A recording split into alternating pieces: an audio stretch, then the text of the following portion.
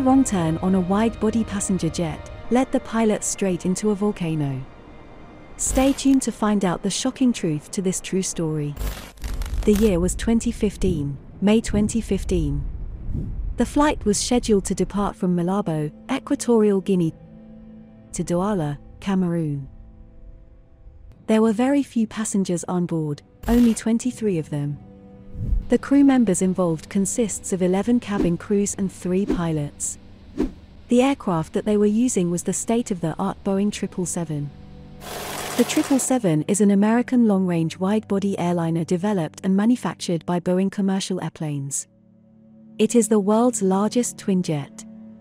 The 777 was designed to bridge the gap between Boeing's other wide-body airplanes, the twin-engined 767 and quad-engined 747, and to replace older DC-10s and L-1011 trijets. Developed in consultation with 8 major airlines, with a first meeting in January 1990, the program was launched in October, with an order from United Airlines. The prototype was rolled out in April 1994, and first flew in June. The 777 entered service with the launch customer, United Airlines, in June 1995. Longer-range variants were launched in 2000, and were first delivered in 2004.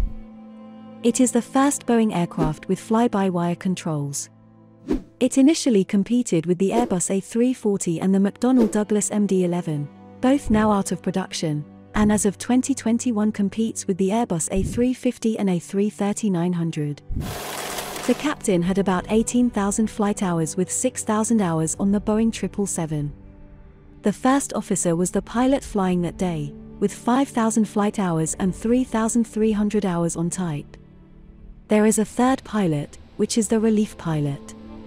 He has about 15,100 flight hours and 450 hours on type. He was seated in the cockpit with another cabin crew on the observer seat.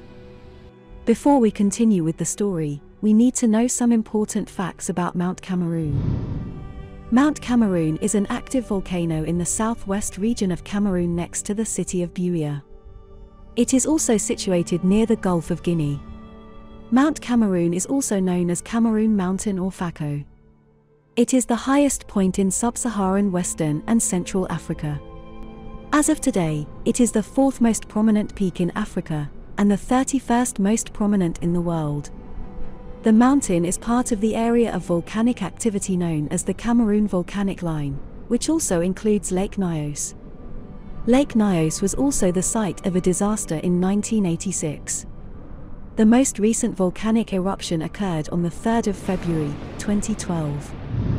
The flight from Malabo to Douala takes about 40 minutes. And the cruise altitude is 9,000 feet. Because it is a short flight, the departure and arrival briefing was done in the cockpit before takeoff. In Malabo the weather conditions were superb.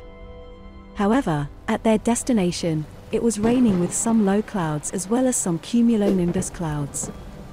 These clouds are quite dangerous to fly into. During the briefing, the pilots mentioned about terrain proximity on the right-hand side of the takeoff path. They also pointed out the high workload they will have with ATC. This is because there is no radar contact. The weather conditions in Douala was also considered acceptable. The aircraft then left the gate at 19:53 local time. At 20:03 local time, the pilots took off from runway 22 and turned right on a heading of 030. The autopilot was switched on thereafter. After the turn, the pilots noticed some storm cells on the radar. The pilots could make out the shape and see lightning. As the plane continued its climb, the captain who was pilot monitoring kept switching the navigation display range from 20, then 40, and finally 80 nautical miles. The first officer ND range was at 80 nautical miles and then 40 nautical miles at the end of the climb. Initially, the first officer noticed a large red return on his ND ahead of the aircraft. He then observed another oblong red return on their right which seemed to be moving forward with the aircraft. As he did not understand what was causing the second return, he sets his radar to terrain mode to clarify the situation. Following this check, He thought that the return ahead of the aircraft was a ground return from Mount Cameroon and that the oblong red return on the right was a false return. He then returned to weather mode 6 seconds later. Little did he realize that he had made a crucial mistake. If you enjoyed this video so far, do like and subscribe. It will really help the channel to grow and provide more stories like this. I appreciate you and will love you for a very, very long time. 10 minutes after takeoff, and the plane was 6 nautical miles northwest of Mount Cameroon. The crew was very busy communicating with air traffic control. The captain then suggested that he take a right heading to join the start of the DME arc to runway 30 at Douala. When the plane was on a heading of 061, the first officer turned right to a selected heading of 120 degrees. 30 seconds after the start of the turn, the plane was at 5,000 feet when the EGPWS caution was activated for 4 seconds. The 2 navigation displays automatically changed to terrain mode. 3 seconds after the activation of the warning, the first officer increased the selected heading to 134 degrees. The plane continued turning right with a bank angle of 25 degrees. A few seconds later, the radio altimeter was showing a height of 4,150 feet and the terrain, pull up warning sounded for 8 seconds. The navigation displays had turned red. The cabin crew that was seated in the jump seat could see trees on the right of the aircraft. The first officer disengaged the autopilot and made a nose-up input. He applied maximum power 1 second later. The plane was still turning and the relief pilot told the first officer to level the wings. The EGPWS warning stopped at 2014 local time. The pilots managed to barely climb over the mountain.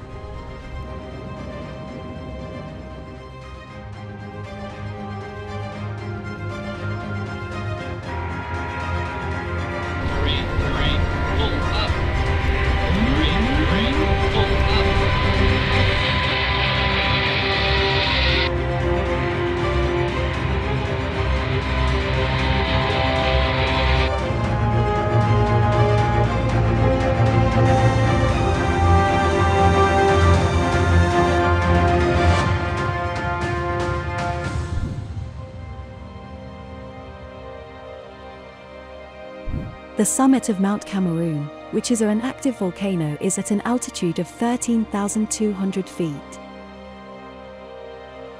Approaching 11,000 feet, the captain told the first officer to stop climbing.